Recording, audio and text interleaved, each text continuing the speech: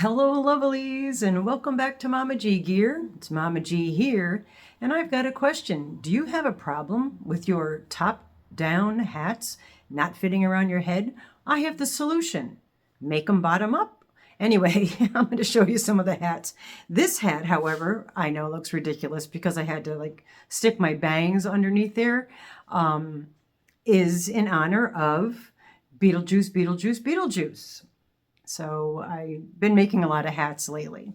Okay, first I want to show you the hats. I want to show you some surprise happy mail that came, and then I have a small item that I got one that was delivered finally from, I believe, Joann's. I might be lying there. It might be Lion Brand. I don't know. But I do have a few yarn company orders coming because I've been really good about not ordering stuff, and I've been getting rid of a lot or paying forward a lot of my stuff. So there are shelves that are empty. What a beautiful feeling.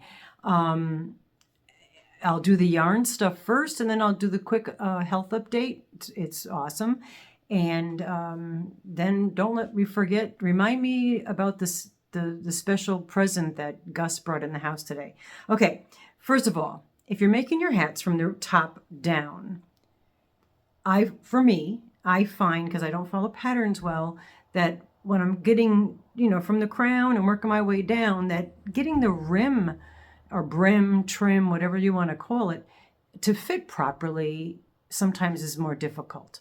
So I always make my hats, 99% of the time, allegedly, from the bottom up. It just makes more sense to me. I don't know. So I've been making these. This is the actual back, so you can see where I'm changing colors as I go. But these little hats, I do a brim around, and I will do a real easy, unconventional tutorial about how to make these. But I do the brim, and then I kind of measure it to my head, pull it out a little farther if it's for somebody else other than a child, and then work from there up, and it just, I don't know, they fit better. But anyway, this is literally single crochet. I use 6. Then I turn around. I don't chain one. I turn. So then there's really 5 up and down. And I do back posts. I alternate back post, front post. So you get that little bit of a trim looking thing, ridging. And then I go around. This one I did not go around the edge with a single crochet. This part here I did go around with. I went around the top part with a single crochet. Then did a single crochet with the color, half double crochet, single crochet, half double crochet, alternate, alternate, alternate, till I got to where I wanted to start the top, and did, I think there's 10 color, this is a 4-weight, 3-weight, 10 of the single crocheted stripes, and then went half double, increase every stitch, so the next stitch and go into 2, then do 2, and then did a half double crochet stitch around, then just cinched it tight. So it works. Anyway, to do this one, the same process, just that I go straight up, added 2 half double crochets on either side, and then sewed it across the top flat so it looks like a square or rectangle, and then when you put it on your head, it gives you little horns. But I just thought the colors were very Beetlejuice. Anyway, here's one that's light blue, dark blue, and red. And then I made another one that's the like a yellow, mustard yellow, red, and blue. This is what I've been doing. I've been making hats. Teal with a light blue and that mustard yellow. Then, of course, my colors, the purple, green, and green. And then this is this same style idea with just the white trim, and I made it into an actual hat. And then here's one where I did the black, and this black is glitter. I hope you could see the glitter in there. And then did the opposite. This one, it's more bunchy on the top, but it's still, when you put it on, it's still going to be fine looking. It's actually longer. And I made another one like this before I did this one, but I made it too tall. So for it to fit this way, I'd have to have a longer head. Oh, and the last one, which was the first one I did, was this one. Love it. Red with a light gray and a medium gray. And so, yeah, I've been making hat. It's hat season. This one, I don't know what I did, but it just seems a nicer fit on the top. So I'm going to have to revisit this to look at it and see if I did decrease a little bit on the way, because some of the other ones are a little more crunchy. But then that's a 3 weight as opposed to the other ones being a 4 weight. Oh my goodness. Did you catch all of that? All right, so let's talk about the snake. Thank you for reminding me about this. Oh, well, now I gave it away. Anyway, so Gus, our furry little friend, I was looking out the outside upstairs window, and he's trekking across the driveway, going underneath the vehicles with what's hanging out of his mouth. I thought was a frog's leg. Well, now you know the end of the story, but he had a snake in his mouth. But I thought it was a frog because we do have these big toads that hop around here. We have a pond, so we have a lot of toads, and Oscar likes to catch the frogs. He's the black long-haired tripod cat, and so he's trekking along on the bottom, and then I leave the door open, and he comes walking in with this, now knowing that it's a snake hanging on either side of his mouth, and all very proud of himself, and decides to drop it on the ground, on the floor of my bedroom, and it's perfectly fine, and starts wiggling around. So I just grabbed like a shirt that I had, that dirty laundry, threw it on top, try to grab the snake in the shirt, and then walk it out, or quickly, briefly, basically run it out of the house. I'm not afraid of snakes, but just I didn't feel like handling one at that moment. And it squiggled out, jumped on, fell onto the floor, started freaking out. I mean, clearly the snake was more frightened about everything than I was. And then I grabbed him again, threw him and the shirt out onto the grass, and he just scurried away. But I thought it was a frog at first. And then I'm like, really? But Gus is looking around like, hey, where's my toy? But Mommy threw it outside. And then yesterday, if you know, I have French doors, but I only open one door. And I leave the door open often because the animals come and go. I also could see outside to get fresh air. It's just a thing. I'm usually in that room, so, and I get to see the deer. In fact, I saw a buck this morning. I dropped the short of that today. It was a buck with his mom, the mama and the baby. So the whole family was there. But it was early in the morning. It was like 7 o'clock, so the fog was still out. So I named it Buck in Fog. So Buck, like a deer, word in, because he was standing in fog. All right, play on words. So yeah, so we had the hummingbird came in yesterday with the door. That's what I started telling you. And there's no reason. I don't have anything. I purposely don't put red anywhere near the door. There's no reason why hummingbirds should be coming into my house.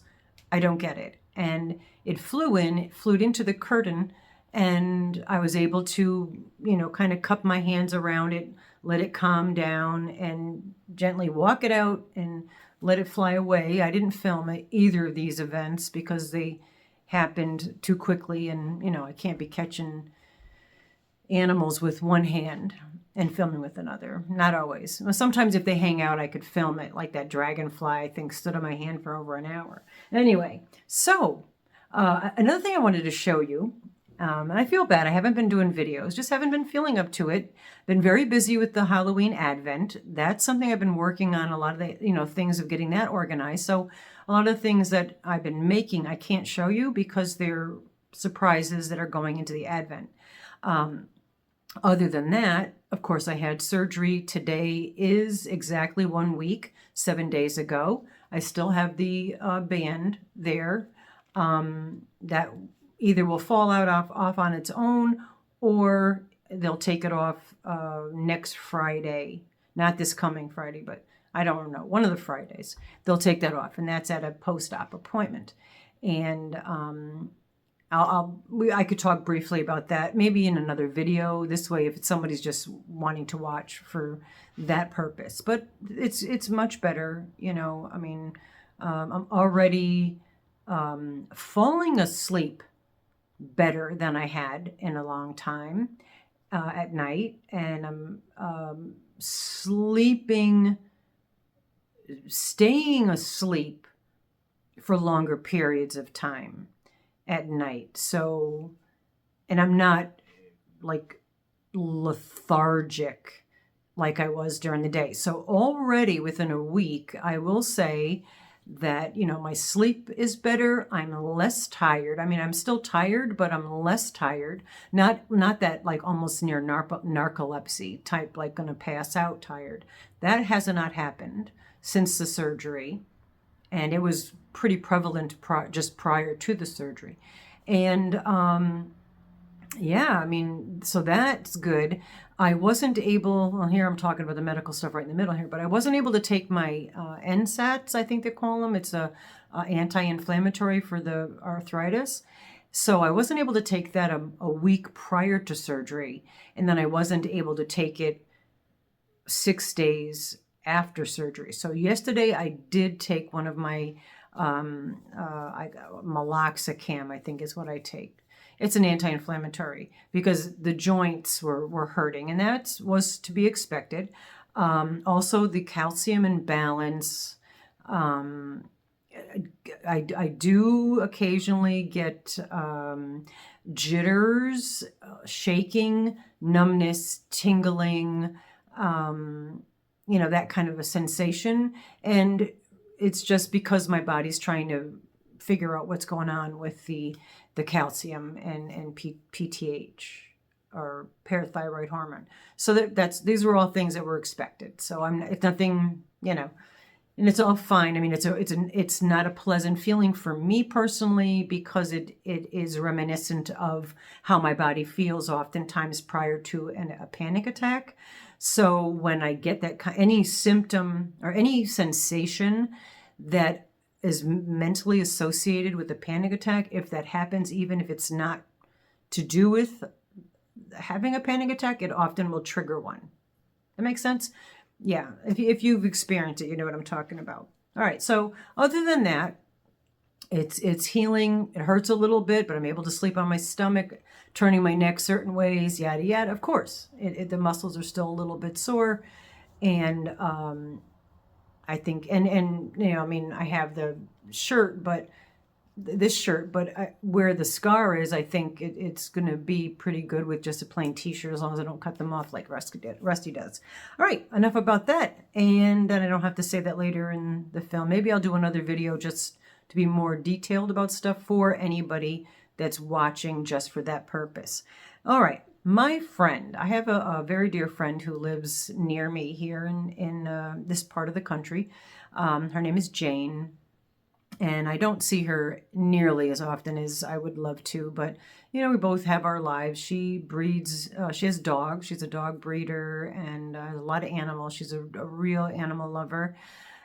As myself. And anyway, she's the one that actually got me back into crocheting. So I will say that she was crocheting before I started to, back when I was working, and she'd show me what she was making, and I'd be like, oh man, it's been so long, and yada yada. I said, I forgot how to do it. It's been a lot since I was a kid, yada yada.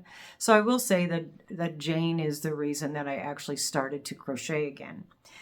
But what she is also doing is she does a lot of resin. And I caught up with her about 2 weeks ago, and it was really beautiful to see her. And if you're watching, Jane, I love you and I miss you always, and always a pleasure to see you or even just chat with you on the phone.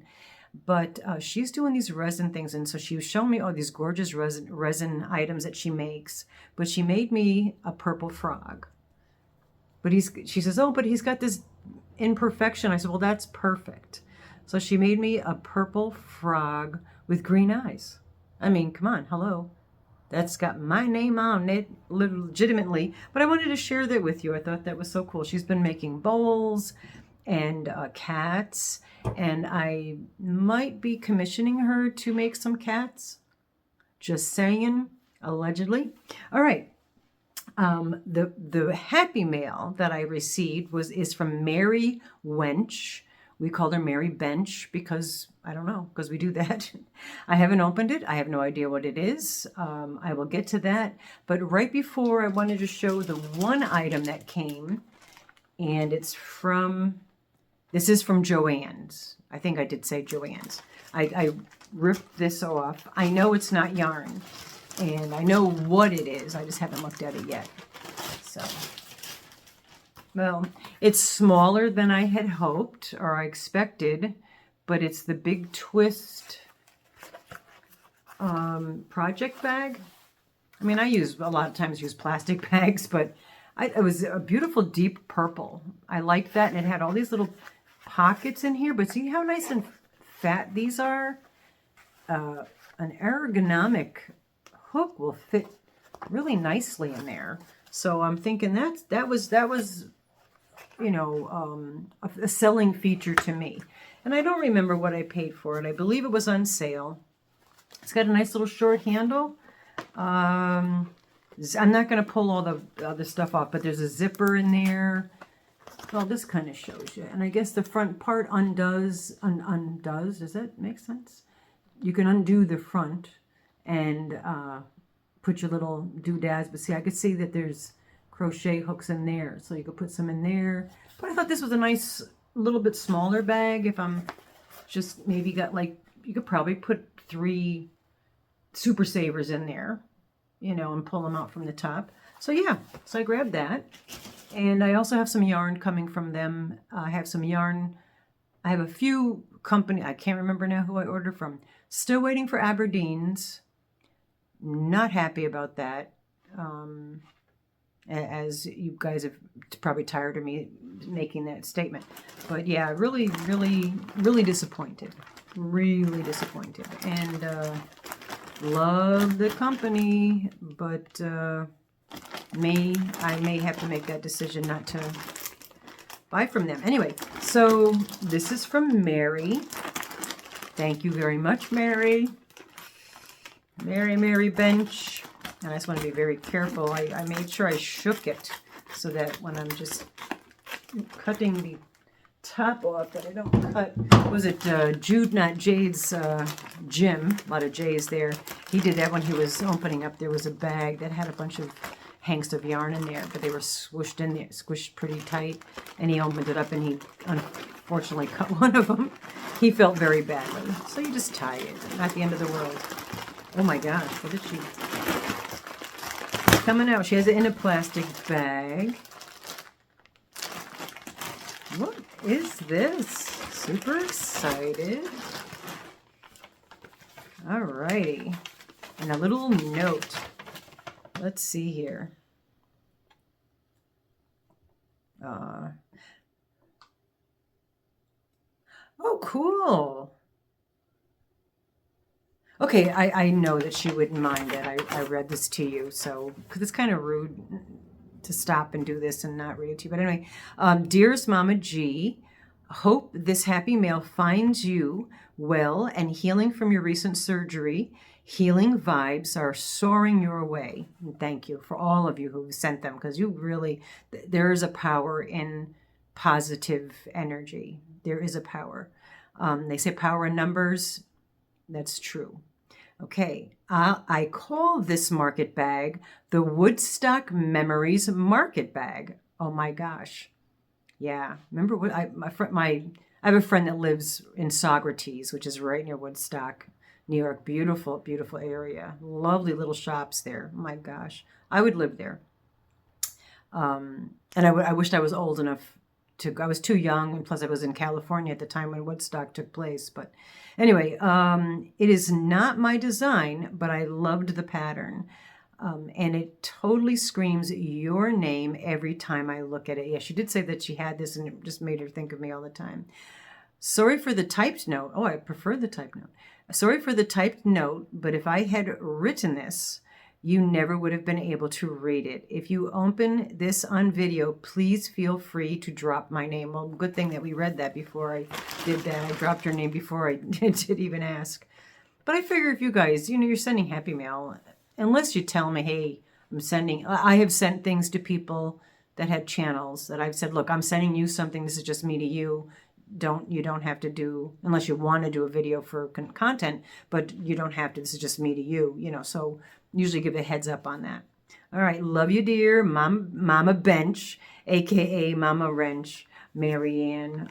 Okay, this is cool. I'm loving the colors. So absolutely. Girl, you are correct in your assumption of screaming my vibes. Oh, I love it. Look at with the little baubles. Oh my God, woman. I really do love that. And it's a perfect color for right now because it is fall weather.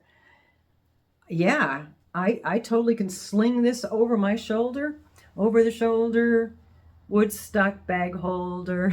I was trying to not sing the other song, but this is beautiful and you did a lovely job. Look at the gorgeous stitches. I need to make more of these bags because I really love these bags. You know, nice big hobo bags. And yeah, this does scream Woodstock. Definitely. Yep, product of the 60s. I was born 2/20, February 20th, 1960. I mean, I was a kid during the 60s, but I remember a lot. I remember hanging out at the hippie communes because when we moved to California was mid 60s, and there was a huge hippie commune that was a couple blocks away from where we lived, and we lived near a 13 block in Riverside, California. And I actually was chatting with somebody from California years ago, and they were from Riverside. And I was like, what's the name of that mall? It was a 13 block mall. They blocked off, I think it was 13 blocks of road, and blocked it off, and it was just all shopping, and you couldn't drive. You walked all through there, and in there they had these big water fountains that people used to throw the monies in and whatnot.